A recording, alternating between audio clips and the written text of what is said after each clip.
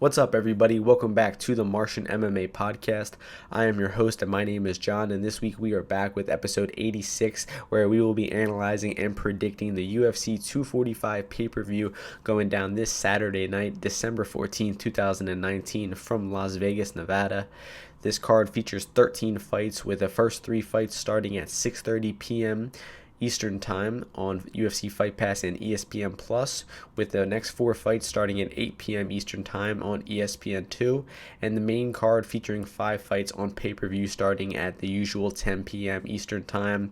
This is the last UFC card of 2019. It's been a great year breaking down each and every card with you guys. Hope you've enjoyed it as well. And we got ourselves a stacked card from top to bottom.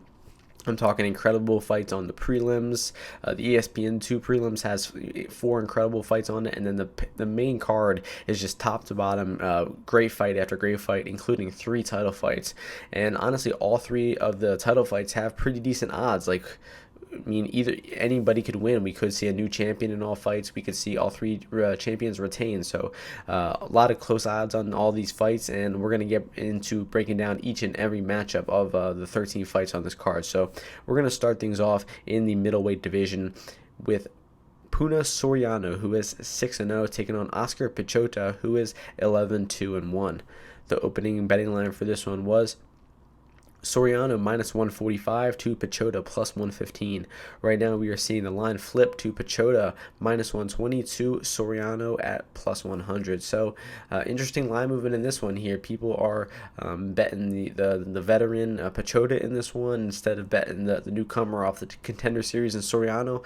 And I don't blame people for coming in on Piechota. This is a really close fight, and the odds indicate it. But I'm actually leaning a little bit more towards Soriano's way. I just think that Piechota has not shown enough impressive stuff in the octagon to think that he can deal with this young gun in Soriano. Soriano is far from perfect fighter.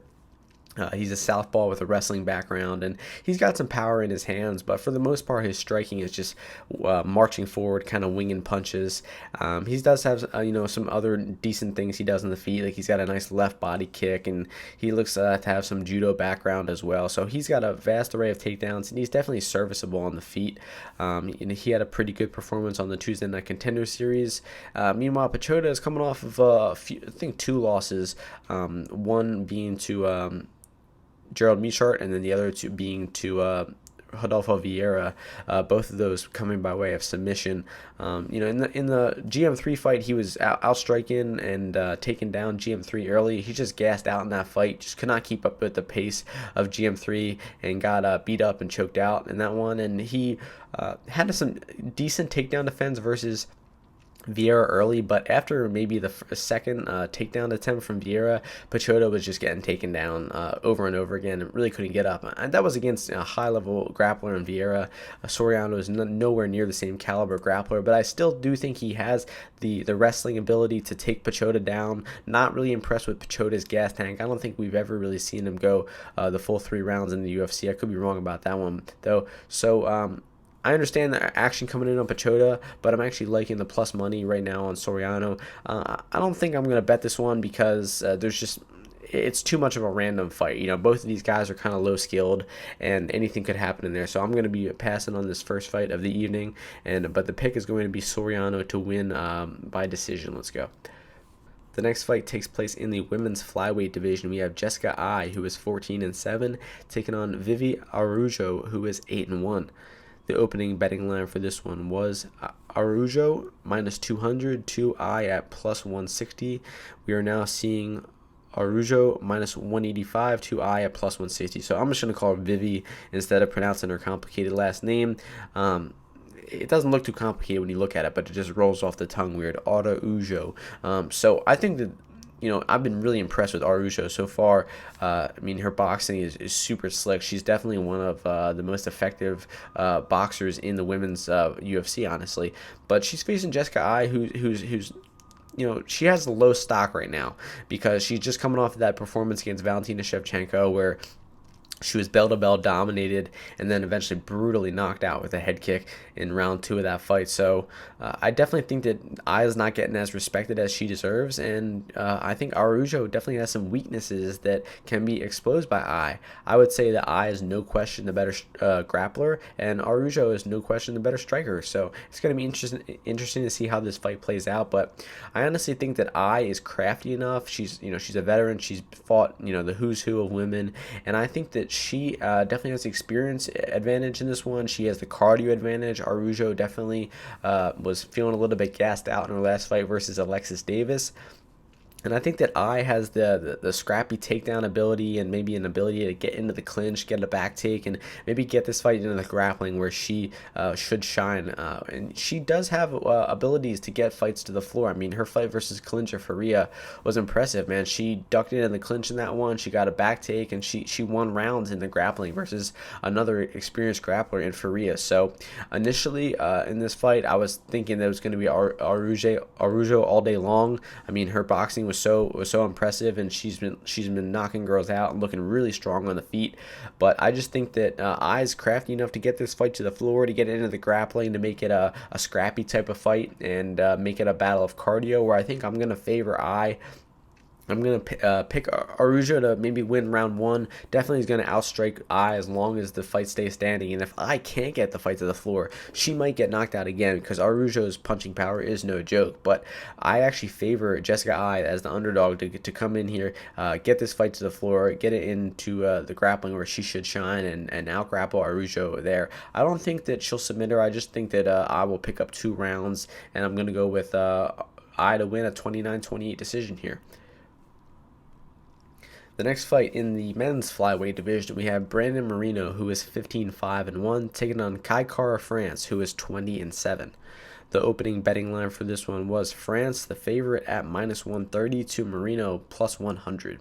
Right now, we are seeing France -160 to Moreno +140. So much more action coming in on the favorite, Kai Kara-France, in this one. At one point, he was a pick'em in this fight. It was pretty much a pick'em when the line first opened, but you saw that late action come back on Kai Kara-France once the limits opened up, and I think that's the right side. I mean, if you look at who's the more technical fighter of the two, no question it's Kai Kara-France. And if you really sit down and watch Brandon Moreno's style, and it's funny because the dude is mad athletic. I mean, he definitely has some skills that he can fight with, but he just doesn't do a lot of things well. He doesn't excel in any area of technique. I mean, he's scrappy. He can scramble. He can get out of a submission. He can hit you with his own submission, and he can throw powerful punches on the feet. But he just very rarely considers technique and kind of wins fights based on his athleticism and his cardio. And that's what he did versus Askarov, because Askarov was no question the better technical fighter of the two as well. But Moreno just put a pace on him, was just a more physical fighter, and probably should have won that fight instead of that fight going to a decision. So looking back on Kai Kara-France, his UFC tenure has not been overly impressive. I mean, he had a pretty close decision versus Julian Paiva, which he won, but I honestly thought Paiva won that fight watching it. He picked up a nice decision over Elias Garcia and over Mark De La Rosa, but I think those are 2 of the lower-level flyweights on the roster. No disrespect to them. They're both solid fighters, but I think that the Moreno is a step up from those 2, honestly. So I'm picking Kai Kara-France to get the decision in this one. I think he should outbox him on the feet. I think he should be able to hit takedowns. He's not going to be able to keep Moreno down, because Moreno's scrambling ability is incredible. He's just so hard to hold down. Even if you get like a back take on him or something like that, he's still hard to hold with the back take. So I don't see Kai Kara-France using his grappling too much in this one. He'll probably just use his takedown defense, keep the fight standing, avoid any big power punch or takedown attempt from Moreno, and out technique Moreno on his way to a decision. So it's a close fight. It will be competitive, but I'm pretty confident that Kai Kara-France is the more skilled fighter of the two, and I think that he has what it takes to win this fight via decision,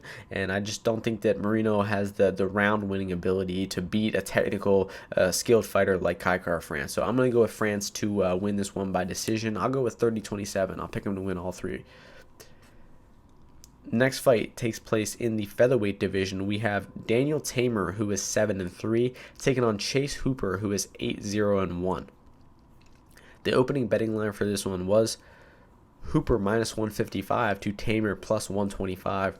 Right now, we are seeing Hooper minus 120 to Teymur plus 100. So more action coming in on the dog Teymur side in this one. So this fight, I really think, really highlights how important studying tape is, because I watched Chase Hooper fight in Titan FC a few months ago, and he beat Luis Gomez, tapped him out in the first round, and Gomez is actually a decent fighter, and I had a pretty high opinion of Hooper after that fight. And then Daniel Teymur has had a pretty lackluster UFC career. I think he's 1-3 in the UFC and has just looked really unimpressive throughout all 4 of those fights. But I rewatched some of their most recent fights, and it's clear that Chase Hooper, his striking is quite bad. I mean, if you watch his Tuesday Night Contender Series fight against Kawhi, it is seriously some of the ugliest striking I've ever seen. I mean, he's scared to get hit. He's flinching. He doesn't have any technique. He's throwing a lazy jab. He has no footwork. I mean, he's definitely made improvements. In his fight in CFFC, it looked like he made some slight improvements in his striking. Nothing night and day, and I still don't think he's an effective striker, and I think that Teymur will outstrike Hooper quite easily on the feet. I just realized that Hooper is not the value side in this one. I mean, he's super young. He's like 19 or 20 years old, and he's first fight in the UFC, and he's fighting a guy who is not the best. 1-3 in the UFC, has looked very unimpressive throughout, but Daniel Teymur is still the better fighter. I'd say that Hooper has a massive advantage in the grappling. If he can take Teymur down, I think he should be able to just win rounds in top position or possibly even submit Teymur. And if Teymur keeps the fight on the floor, he should outstrike Hooper and possibly knock out Hooper. So it's a really black and white fight. If the fight stays standing, Teymur wins. If the fight goes to the floor, Hooper wins. But the biggest difference between the two is I think that Teymur is a better grappler than Hooper is a striker. So even if Hooper takes Teymur down, I favor Teymur's chances of getting back up to his feet or stopping the takedown completely. I favor his chances of doing that way higher than I do of Hooper's chances at somehow winning the striking. So I think that Hooper has very limited path to victories in this one. He's going to need a takedown. He's going to need a dominant position like mount or a back take. While Teymur can win this fight standing, he can possibly even take down Hooper and put him on his back, because Teymur in his last fight against Sung Bin Jo, he showed that he's been working on his grappling a lot. He took down Sung Bin Jo, and that's just a really good fight you want to see out of Teymur. He's fighting a taller opponent, a young, tall, athletic guy, and he dismantled Sung Bin Jo pretty easily in that fight, winning pretty dominantly. So I actually think Teymur keeps this fight standing and eventually knocks out Hooper in this one. So there's definitely major value on Teymur at plus 100. I think he should be the favorite at around minus 150. So there's some big value on Teymur, and I expect the line to start going in Teymur's direction. So if I were you, I would lock in some action on the plus 100 on Teymur while you can still get that plus money next to his name, because I think any day now he's going to go into the minus 120, minus 130 range, and possibly even close fight night as that minus 150 favorite. So the pick is going to be Teymur to get the second round knockout. The next fight takes place in the welterweight division. We have Matt Brown, who is 21-16, taking on Ben Saunders, who is 22-12-2. The opening betting line for this one was Matt Brown as the favorite at minus 350 to Ben Saunders as the plus 275 dog. Right now we are seeing Brown minus 345, Saunders plus 285. So lines staying about the same. There is some two-way action coming in on this fight. And you know what we're getting here. We got two grizzled veterans not really doing so well in their MMA careers lately. Ben Saunders has been very active, actually, while Matt Brown is coming off of about a 2.5-year layoff, I think, or just 2 years, sorry. He fought in November of 2017, and he did win that fight via knockout with an elbow over Diego Sanchez. But before that, he had lost 5 of his last 6 fights and was definitely struggling, and took some time off, maybe was contemplating retirement, but now he wants one more fight, and he's getting a winnable fight because he's fighting Ben Saunders, another veteran who's struggling lately. He has lost 5 of his last 6, and he's gotten knocked out in 4 of those 6 fights. So definitely not what you want to see from Saunders. It's getting kind of rough to watch Saunders fight, man. I mean, he has no chin left. He can just get touched with a punch and he goes down. But Matt Brown has huge issues with getting hurt to the body. I mean, if you watch Matt Brown's last 10 fights, I bet you he got hurt to the body in like 8 or 9 of them. And it's not a sustained attack. It's one shot, one body shot to the liver can almost shut Matt Brown down. Even Diego Sanchez hit him with a hard body kick that made him pause for a second. So when you look at the odds in this fight, we're talking about a guy who's coming off of a 2-year layoff, who has lost 5 of his last 6 fights, who is implied to win this fight at an almost 80% rate. That is just insane to me. I mean, I know I was talking about how Saunders gets knocked out easily, but it's not like Matt Brown is a huge power puncher. I mean, he did knock out Sanchez in his last fight, but that is not a consistent path to victory for him. And we're talking about Saunders, who is much more active. I mean, the dude is fighting multiple times while Matt Brown has been doing whatever he's doing, not fighting at all. I mean, Ben Saunders has fought 5 times since Matt Brown has. So you really can't count Saunders out of this fight, even though he's plus 285. I honestly think Ben Saunders is no doubt about it worth a 1-unit value bet at plus 285 because he has potential to win this fight. I mean, he has a good clinch game. He has good submission skills. It's not going to be easy for Matt Brown to take Saunders down, and I actually favor Saunders if the fight goes to the floor. I think he does have the better jiu-jitsu of the two. So, I mean, you're really counting on Matt Brown to knock out Saunders before Saunders touches the liver of Brown. And I think with from what I've seen of Saunders lately, he's a southpaw. He still is throwing his left body kick. He's still working the clinch and throwing some good knees in the clinch. Matter of fact, the last time Ben Saunders won a fight is because he kneed Jake Ellenberger in the liver and finished him. So Ben Saunders has a very legitimate path to victory targeting the liver, and I honestly think he's going to do it. I think that Ben Saunders comes in here and probably stops Matt Brown in the first or second round, and it sounds crazy as him being a plus 285 underdog. I think the odds are so wide in this fight. I would honestly cap Matt Brown at like 60%, minus 150. So the fact that you can get Saunders at maybe 20, 22, 23% is pretty crazy to me. So I'm picking the old Killer Bee Saunders to get this fight done. I'm going to go with another knee to the body, getting the knockout in the first round, similar to the Ellenberger fight. So the pick is going to be Saunders to win by first round knockout, and I got a 1-unit bet on him at plus 285.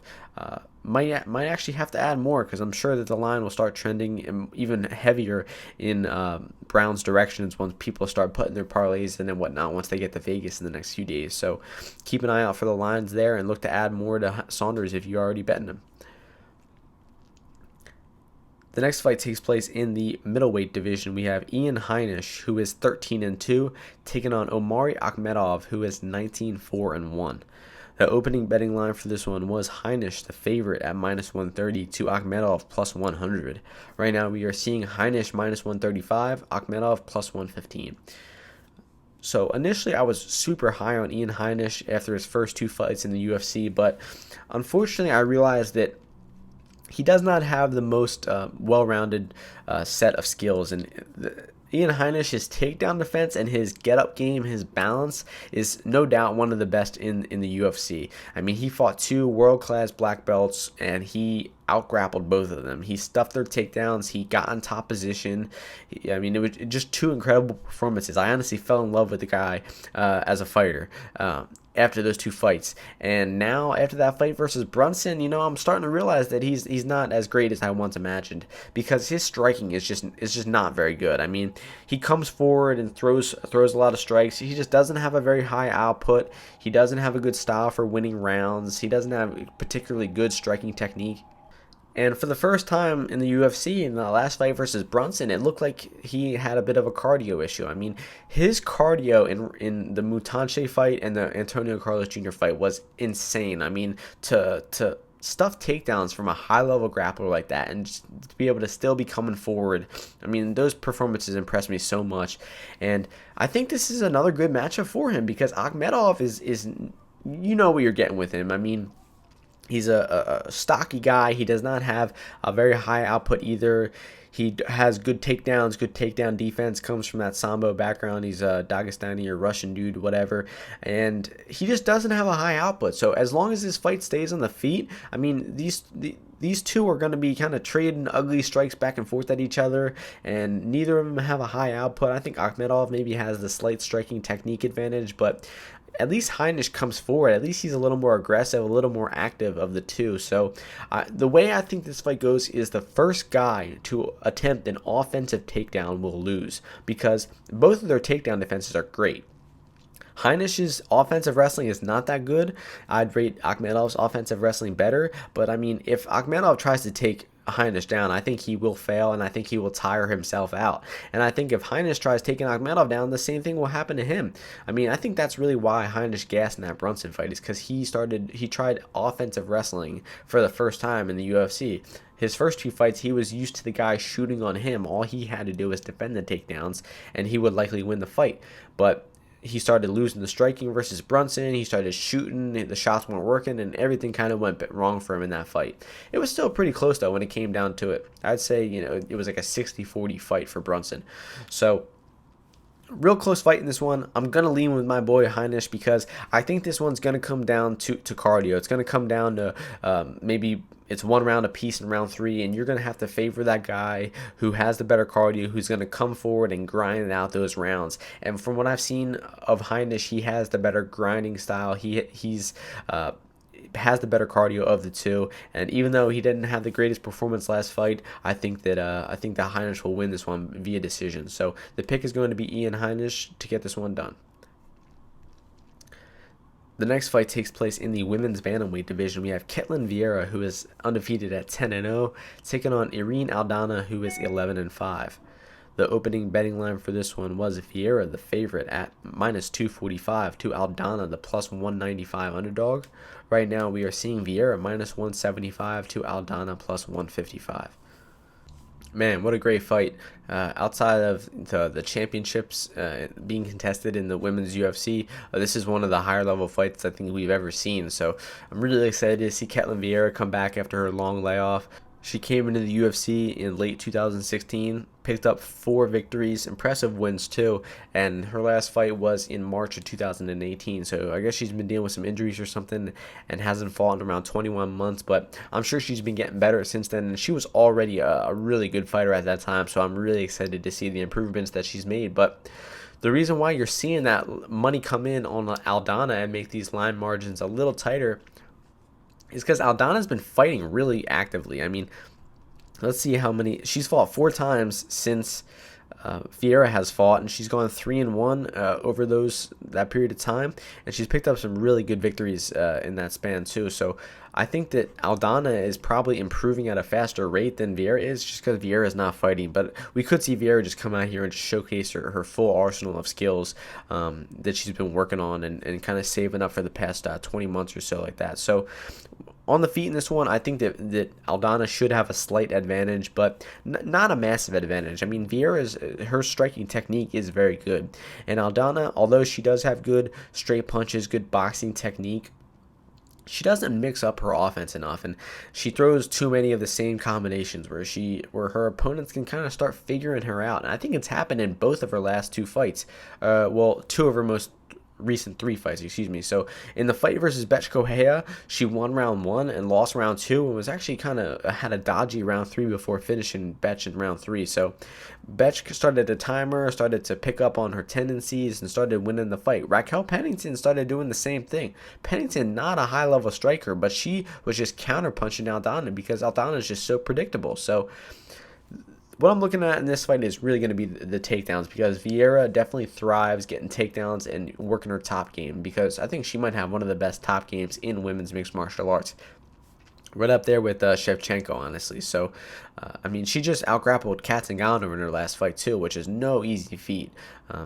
Stuffed takedowns to Zingano, got in top position, went for submission attempts. I mean, she mounted and submitted Sarah McMahon. She's a super high-level grappler.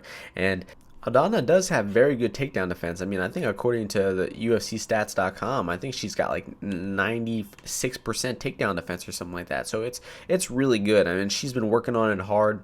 All the women in her camp, like Alexa Grasso, that was their weakness. It was the takedowns, and they kind of recognized it, and now they're working on it. So yeah, her takedown defense stands at 93%, but I mean against Bernardo and against Mello and Pennington, not the highest level wrestlers. I mean, Viera is going to be the best grappler that she's fought by a pretty wide margin, and we're probably going to see Viera hit takedowns, get her top game going, probably look to pass guard and look for submission as well. And once the fight gets to the floor, I think that Viera probably will start to suffocate Aldana, will get dominant position like a mount or a back take, and will probably submit her if the fight stays on the floor for long periods of time. So it's going to be interesting to see how the striking matches up. Aldana is going to have the better timing, the better accuracy, because she's been so much more active. Probably going to take Viera a few minutes to shake off the cobwebs and get back into the things.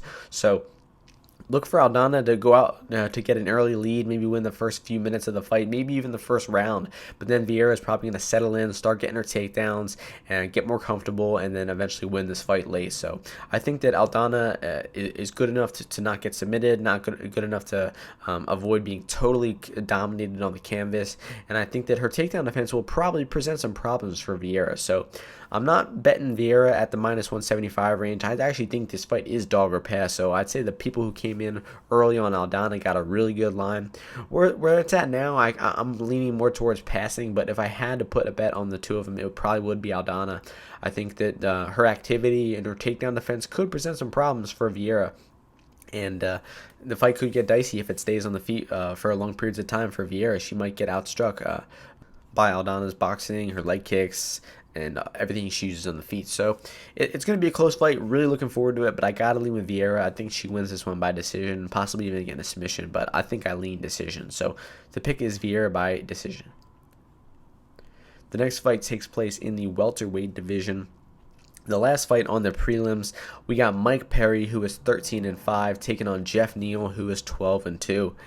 The opening betting line for this one was Neal, the favorite, at minus 155 to Perry plus 125. Right now, we are seeing Neal minus 250 to Perry plus 210. Man, this might be one of the best fights that has ever been on a UFC prelim, and them putting it right before the pay-per-view is such a smart move. I mean, these two are electric fighters. I mean, these guys are probably going to stand and bang on the feet, and both of them have massive power. I'd say Neal is the more power puncher of the two, and Neal's just a better striker, probably better, well-rounded mixed martial arts in all areas. I mean, he showed off a few takedowns in his last fight. He showed some top control versus Nico Price. Meanwhile, Perry has pretty notoriously struggled with takedowns. He's not a high-level grappler. And even on the feet, although he does have some good boxing technique, I mean, his striking and his boxing look great versus Vicente Luque. I supremely believe that he got robbed in that fight. I mean, I thought Mike Perry pretty clearly won rounds 1 and 2. I mean, they were close rounds. They were competitive, both of them, but I mean, I think Perry clearly landed the harder, better strikes in the first 2 rounds. Perry got his nose smashed with a flying knee, nose broken, and still survived in round 3. He should have won that decision, but unfortunately, the judges saw it the other way.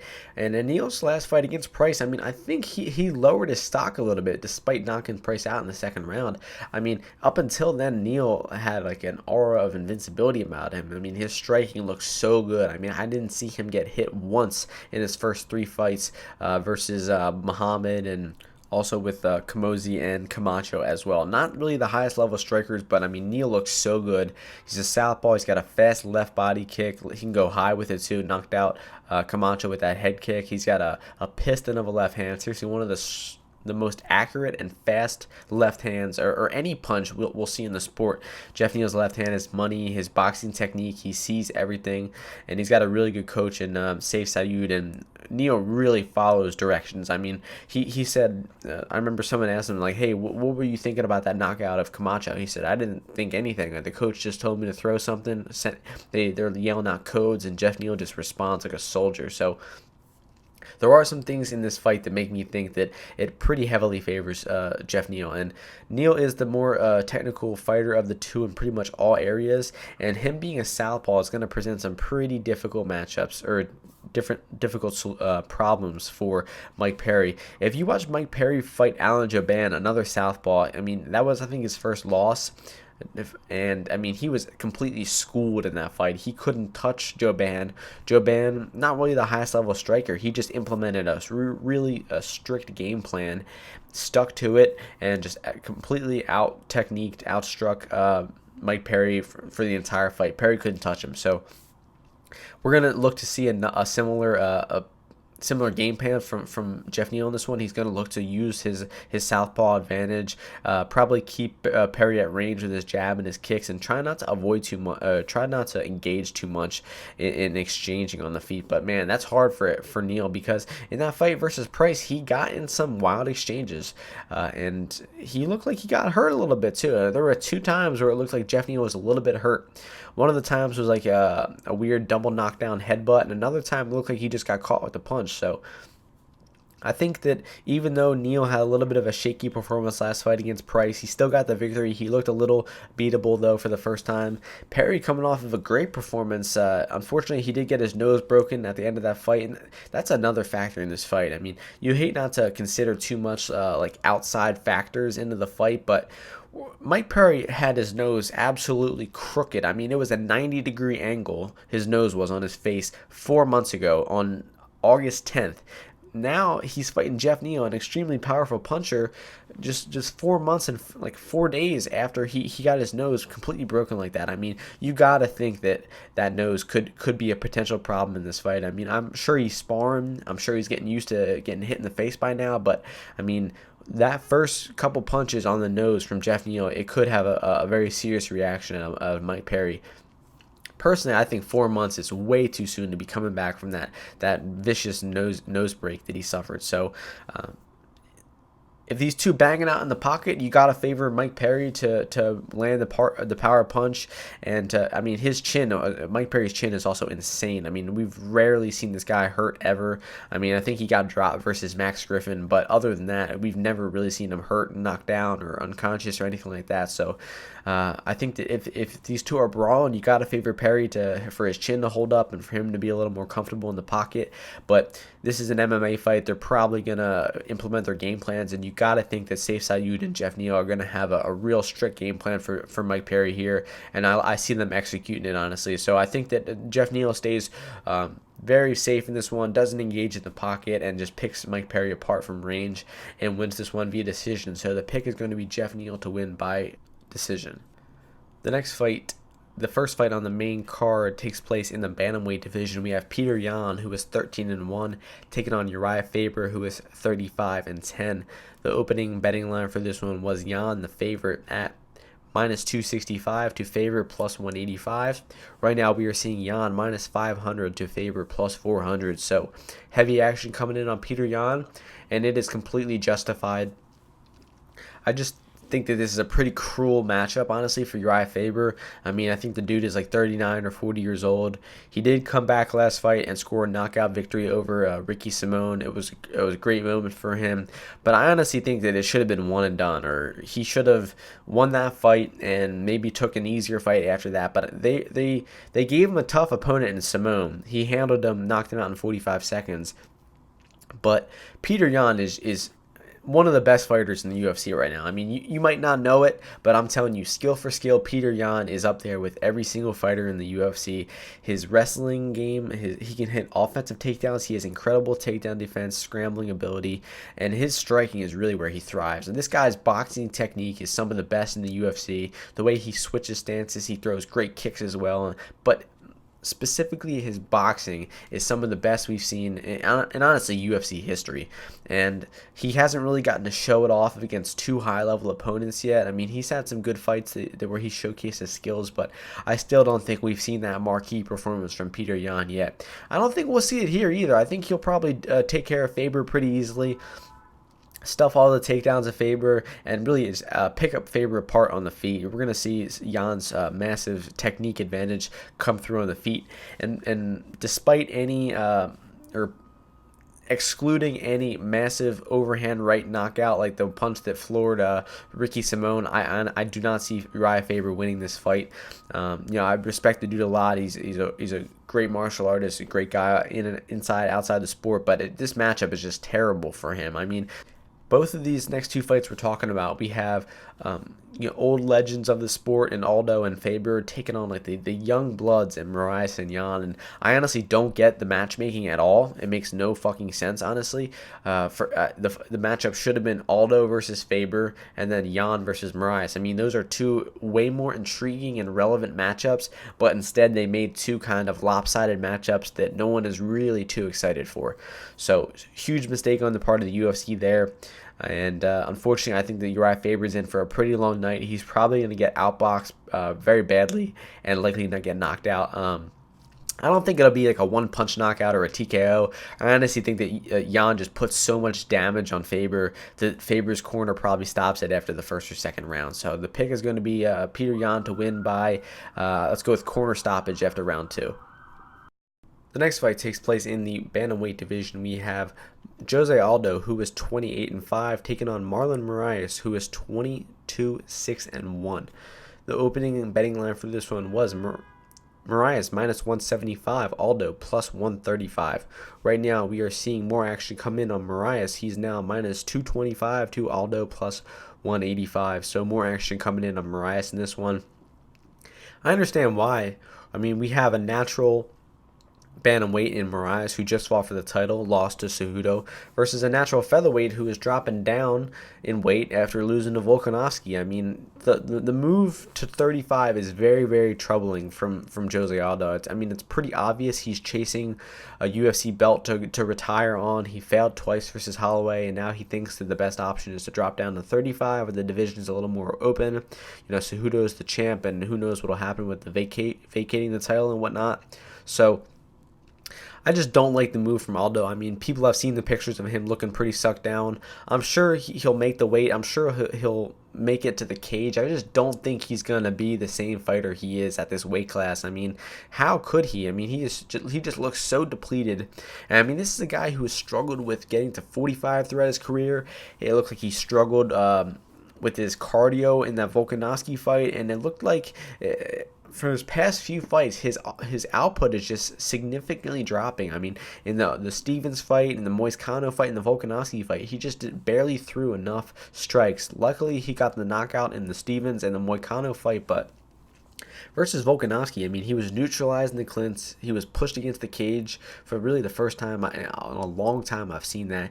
Aldo just couldn't break the body lock. He just didn't have the physicality anymore for 45, and maybe that's partially why he retired, or partially why he dropped down to 35. But I just don't like this move at all, especially versus Marlon Moraes, a guy who just fought for the title, a guy who just knocked out a Sunsao. He just knocked out Sterling. I mean, the dude is just on a hot streak, and they're throwing Aldo in there right away. So just based on physicality alone, you got to give a big advantage to Moraes in this one. He's going to have the higher output. He's probably going to pack more punch in all of his strikes, and you just got to favor Moraes in this one because he's going to have the higher output on the feet. Even though Aldo is the better technical striker of the two, I just have not seen enough impressive output from Aldo. That's really what it comes down to. Even if he's the better technical fighter, even if he could stuff Moraes' takedowns and avoid the clinch and has the better technique, he has to throw to win the rounds, and he just has not been throwing. I mean, his boxing defense is still there. He has still great upper body movement. He can still avoid punches very well, and he probably will be doing so versus Moraes here. He can check leg kicks very well still. It's just he's not the same fighter he once was. He does not have the torque in his strikes that he once does, and it's kind of sad seeing Aldo regress right in front of our eyes here. So I gotta favor Moraes to win this one, even though it's gonna break my heart to see Aldo lose. I think it's probably just a low output decision. I think that both of them kind of will have too much respect for one another. Both Brazilian kind of legends of the sport, honestly. So they probably known each other for years now, and they're gonna come in here and just have a light sparring match. I mean, hopefully that's not the case. I mean, hopefully these two banging out, and we could see them go toe to toe on the feet. I just don't think that the matchup will play out like that, and we'll probably see Moraes just slightly edge the rounds with the better output and the better effective striking. So I'm gonna go with Moraes to win this one by decision. The next fight takes place in the women's bantamweight division for the UFC Women's Bantamweight Championship. We got champion Amanda Nunes, who is 18-4, taking on Germaine de Randamie, who is 9-3. The opening betting line for this fight was Nunes minus 303 to Germaine de Randamie at plus 225. Right now we are seeing Nunes minus 310 to GDR at plus 255. So the line staying about the same. Nunes 75% favorite, rightfully so. And I'll just say it flat out. I don't think any woman on earth can beat Amanda Nunes in a fight right now. She is just fighting at such a high level, and the way she has just dismantled Cyborg and beat the shit out of Holly Holm and Raquel Pennington, and the list goes on and on. I mean, she's just beating high-level MMA fighter after another, and any weight, any woman, I don't see them beating Nunes right now. And even though Germaine de Randamie is completely deserving of this title shot, she's definitely the number 2 bantamweight in the world. These two fought once back in 2013, and even back then, Nunes won that fight pretty convincingly. She was able to take down Germaine off of a light kick, was able to mount pretty quickly, and just smash GDR from the top position and finished her in the first round with ground and pound. So, I mean, looking at how that fight went, it seemed like at that time Nunes thought that GDR was the better striker and decided to take this fight to the floor, but now, fast forward 5 or 6 years later, I think Nunes is the better striker. She's surpassed Germaine de Randamie, and she's been the much more active fighter, beating a high-level competition. Meanwhile, Germaine did pick up a nice decision victory over Pennington. She did score that quick knockout over Aspen Ladd. She just hasn't had nearly the activity and has not fought the level of competition that Nunes has. So, pure technique on the feet, I think Germaine still has a little bit of an advantage, but Nunes just throws so much harder. She's more aggressive. She has better timing. She's got better fight IQ. And I mean, she game plans very well. I mean, she knew what she wanted to do versus Holly Holm. She wanted to counter the oblique kicks with her own body kicks, and that's what she did. She was doing it right away. She trained it. She was prepared for it, and it didn't take her a few minutes to feel it out. Right away, she was already countering Holly Holm, and eventually punted her head across the arena with a head kick and getting one of the most impressive women's finishes of all time, honestly. So I'm just such a fan of Amanda Nunes. She is just such a high-level fighter. She's got incredible striking. She can hit takedowns. She's got a great top game. That's really how she won the fight the first time her and Germaine fought. I favor Nunes heavily on the ground, and I still even favor Nunes pretty heavily on the feet as well. So Germaine, her path to victory in this one is to keep the fight standing, to use her reach, to use her jab and her kicks and everything to keep this fight at range and not let Nunes get into the pocket where she can land her power punches. I just don't think it happens.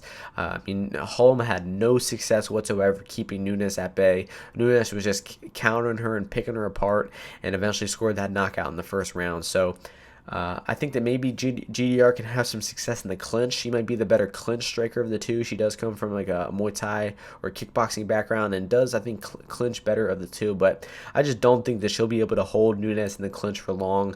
And this fight probably ends via knockout for Amanda Nunes. You got to pick first round knockout for Nunes. I mean, she does it over and over again. She's done it to some of the best women's fighters in the entire world. So I don't see why she can't add another to that list. I'm going to go with Amanda Nunes to get the first round knockout. The next fight takes place in the featherweight division for the UFC Featherweight Championship. We got Max Holloway, who is 21-4, taking on Alexander Volkanovski, who is 20-1. The opening betting line for this one was Holloway the favorite at minus 200 to Volkanovski at plus 150. Right now we are seeing Holloway minus 175 to Volkanovski at plus 155. Line margins tightening up. I honestly expected them to. It is a close fight. Volkanovski is a completely worthy challenger. I've been really impressed from what I've seen with him lately. I mean, the guy can hit takedowns. He's got great top pressure and ground and pound, and his boxing technique is actually really good too. He can throw good leg kicks. He can clinch you. Has got good control in the clinch. Like, that's pretty much how he beat Aldo last fight. Just neutralized him in the clinch. Threw a lot of knees to the thighs and just kind of stalled him out. It wasn't the most exciting or dominant performance from Volkanovski, but he did what he had to do. He neutralized Aldo, which very few people have been able to do throughout Aldo's career, and left Brazil with the victory and got his title shot secured. Now he's really going to show off his full arsenal of skills, and the guy is, I think, really well-rounded. Probably the better well-rounded of the two, just because Volkanovski has the better offensive wrestling game or offensive grappling. Holloway, his game is to stuff takedowns and is to box. He does it tremendously too. His takedown defense is elite. It's gotten better and better over the years. But in that last fight versus Frankie Edgar, he got taken down once I think, but he also probably stuffed like 8 or 9 shots. It's gotten to the point where Max Holloway has some of the best takedown defense, not only in the UFC right now, but in the history of the sport. So it's going to be hard for Volkanovski to get the takedowns. He's going to have to set them up very well, but he could do so. Volkanovski is a very smart fighter. His camp is another one. He game plans very well. He knew what he had to do versus Aldo. He didn't care that he was in Brazil and he was going to get booed out of the building. He executed that game plan perfectly, walked away with a flawless decision victory, and now I'm sure his coach has got a great game plan for Holloway. It's probably going to be to clinch him and take him down, similar to how they did Aldo. The main difference between the two is I think that Volkanovski will probably attempt takedowns in this fight. He respected Aldo's takedown defense enough to not take him down, but I do think he will try to take Holloway down. And I don't think he will be successful. I definitely don't think he'll get top position. I think the Holloway has the takedown defense and the scrambling ability, the get-ups to avoid getting on his back. But that's definitely going to be the best path to victory for Volkanovski, is to get takedowns, to push Holloway up against the fence, land good strikes in the clinch, maybe land some ground and pound on the ground. And that's really how Volkanovski has dominated most of his wins, like the Shane Young fight or the Darren Elkins fight. That's where he shined in those fights, was in the against the cage, in the clinch, and on the floor. So that's really Volkanovski's best path to victory. I don't see him having much success doing so. So I think the fight will be contested at the striking range, in the boxing range. And there, you just gotta favor the champion, Max Holloway, one of the best boxers the sport has ever seen.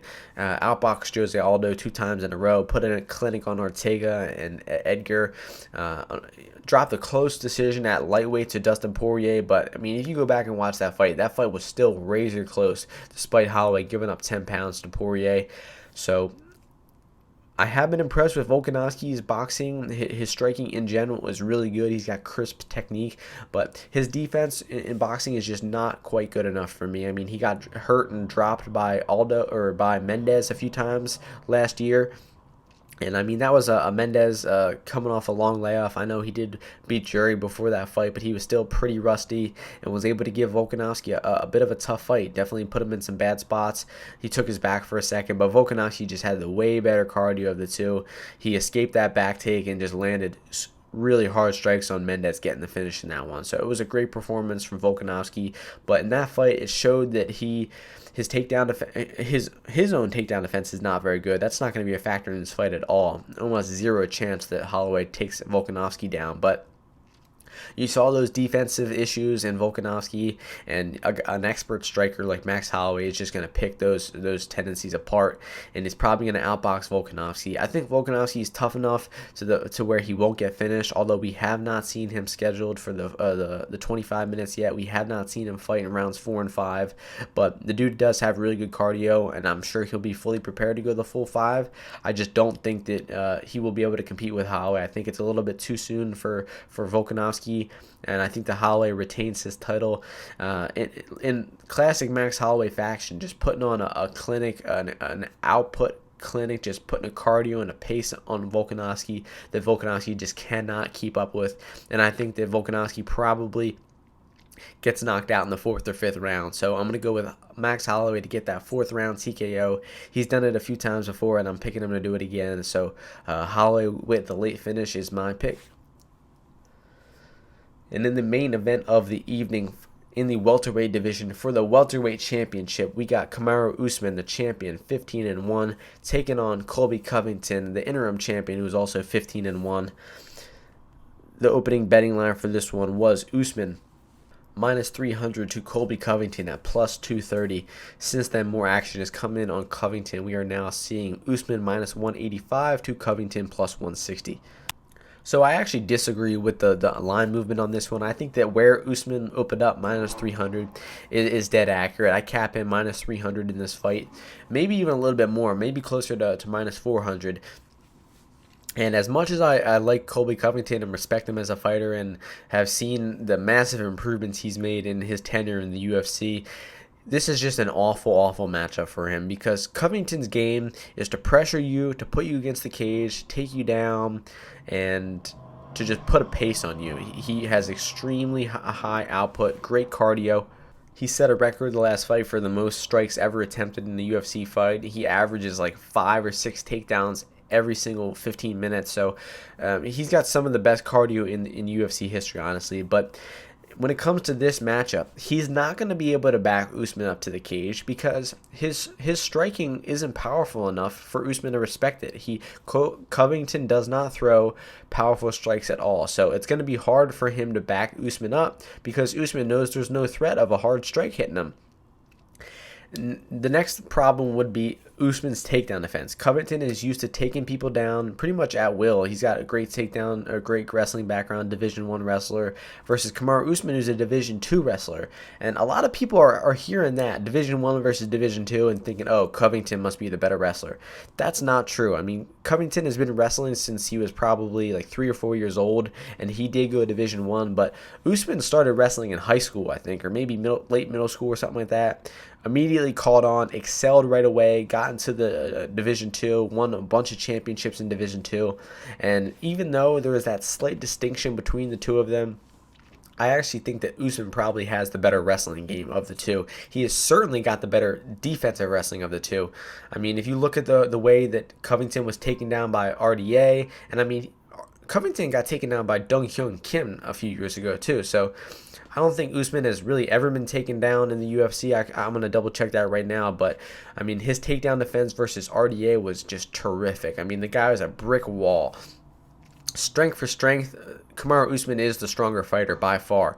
He's been 100% takedown defense for Kamaru Usman. So Colby's going to be looking to push Usman back. Usman's not going to go back. Colby's going to be looking to take Usman down. Usman's not going to go down. And Colby's going to be looking to put that pace and that pressure on Usman to make him wilt, but Usman is not going to wilt. He has an incredible will. He has incredible cardio. He's the stronger fighter of the two, and that is why I just favor Kamaru Usman very heavily in this matchup. If the two are striking at range, Kamaru Usman has more power in his punches. Really in all of his strikes. He doesn't use his kicking game too much, but he does have a pretty good kicking game. He can throw good calf kicks and body kicks, and I think he was struggling with some knee injuries and foot injuries versus Woodley, so he didn't throw many kicks, but we might see him use his kicking game a little bit in this fight. And pure wrestling, I pick Usman to be the better wrestler. I think he stuffs takedowns. I think Usman hits his own takedowns. I think he could probably keep top position. I mean, you saw the way Usman took down, mounted Tyron Woodley. Tyron Woodley, one of the best welterweights of all time, jiu-jitsu black belt, Division I wrestler himself. Usman took him down, mounted him, and Woodley didn't move for 3 or 4 minutes. I mean, Usman ended the round in mount. Usman just absolutely bell-to-bell dominated Tyron Woodley. I mean, if you gave 100 points of that fight to one fighter, I would literally give 99 to Usman, and maybe Woodley 1 point for like a one hard knee that he landed in like the 3rd or 4th round. So, I mean, it was an absolute shilling, one of the most dominant performances ever, and that was Usman as the challenger. Now that he's got his belt, it's his to defend, it's his legacy to create. He has a huge grudge against Colby Covington, and he's just going to put on probably another incredible performance. He's taken 9 months off to heal up his injuries. I think he had a broken foot. He's had some knee injuries as well, and I'm sure he's at full health now, and I'm sure he's just ready to go. So the way I see the fight going is that in the striking, I see Usman landing the better strikes. It's going to be close in the striking because Covington does have such high output, but when it comes down to who's landing the cleaner, harder shots, I favor Usman. If Covington tries taking Usman down, I think Usman D's him up, maybe reverses position and hits his own takedown. And once they're on the floor, Usman is probably going to keep top position. I mean, Covington, I'm sure, does have great scrambling ability, him being a lifetime wrestler, but I was just so impressed with Kamaru Usman's top control and his passing, his mounting ability versus Woodley. I think that Usman probably out-grapples and mounts Covington on the floor as well here. So, and I keep seeing people say that Colby has the cardio advantage, and in pure terms of gas tank, I do think that he does have the advantage, but we've seen him have incredible cardio and pace in fights where he wasn't really tested. I mean, the Lawler fight was a walk in the park for him. Lawler didn't touch Covington the entire time. So when you see him landing 10 takedowns and 200 strikes or something like that, that was it's like him hitting the bag. I mean, that was nothing for Covington.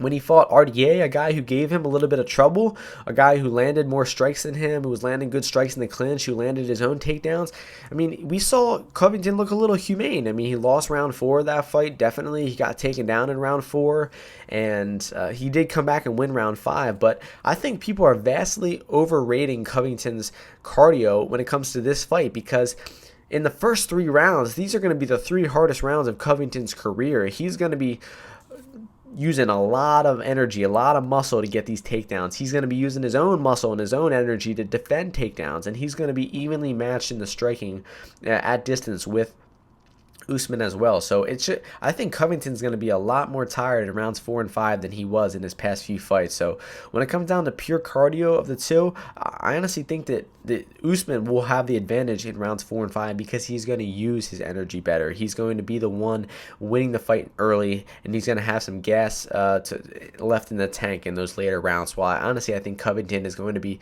defending for his life, defending takedowns in the early rounds, trying to stay off of his back, trying to get back up to his feet. And we're going to see Covington actually look like he has humane cardio for once in his UFC career in rounds 4 and 5. So, been talking about this fight a lot. It is a very close fight. I mean, the two are evenly matched. They're perfectly deserving of fighting one another, but when you get down into the skill of the two, I honestly do think that there is a pretty big advantage for Kamaru Usman. He's the better well-rounded mixed martial artist. He's the better striker. He has the better striking defense. I think he has the better offensive and defensive wrestling game too as well. I'll take that back. I'd say Covington has the better offensive wrestling game, but Covington doesn't have good top control. He does not have traditional, grappling top control. He doesn't get mount or take your back. He kind of just rides you in really weird positions. Meanwhile, Usman utilizes traditional dominant positions on the ground, like the mount, like the side control. I never seen him take anybody's back, but Usman, I think, will make his takedowns count more. He will get top position. He will outstrike Covington at range, and he will likely win this fight. I'm going to go with 49-46. I'd say Usman wins rounds 1, 2, 4, and 5. Maybe Covington has a little bit of a second win somewhere in between in the middle of the fight, picks up a round, but I think Usman will win this one pretty confidently, honestly. So, very happy this fight's going down. I've been a big fan of both of these guys. A few months back, I might have picked Covington in this one, but now I've respected Kamaru Usman so much more over the past year. That Tyron Woodley performance really just cemented his position as the best welterweight in the world right now. And after seeing that fight, I don't think anybody has taken that belt off of his waist. So I'm going with the Nigerian Nightmare to get the decision victory in this one. I'm going to go with 49-46. So, hope you all have enjoyed the podcast. Hopefully, I didn't get off on too much of a tangent in those last 3 fights. I mean, when the fights are title fights, you want to give them their respect. You want to talk about them for 5 or 6 minutes because they are between the 2 best fighters in the world. I mean, you look on Tapology right now, it is number 1 bantamweight in the world versus number 2 bantamweight in the world. Number 1 featherweight in the world versus 2 featherweight in the world. And number 1 welterweight versus number 2 welterweight. We're getting the best matchups humanly possible in MMA. MMA right now. So you got to give respect to these matchups. You got to break them down from all angles. So my apologies for dwelling on these past 3 matchups for too long, but I think it was worth it. So this will be the last UFC event of 2019, which means it'll be the last Martian MMA for 2019 as well, unless I decide to do some podcasts in the next few weeks, maybe like a recap for the year or something like that. That'll be to be determined. But once again, thank you for each and every person who listened to the Martian MMA podcast or gave me any type of support throughout the 2019 year. I think we did like 40 or 41 podcasts throughout that time for every single UFC card. So thank you all for joining me in this episode. Hope you all enjoy. The UFC 245 should be one of the best cards of the year. You can catch my final bets over on my Twitter page, on my Bet MMA page as well. Check that out with all the links and the timestamps. And I will see you all in 2020. Peace.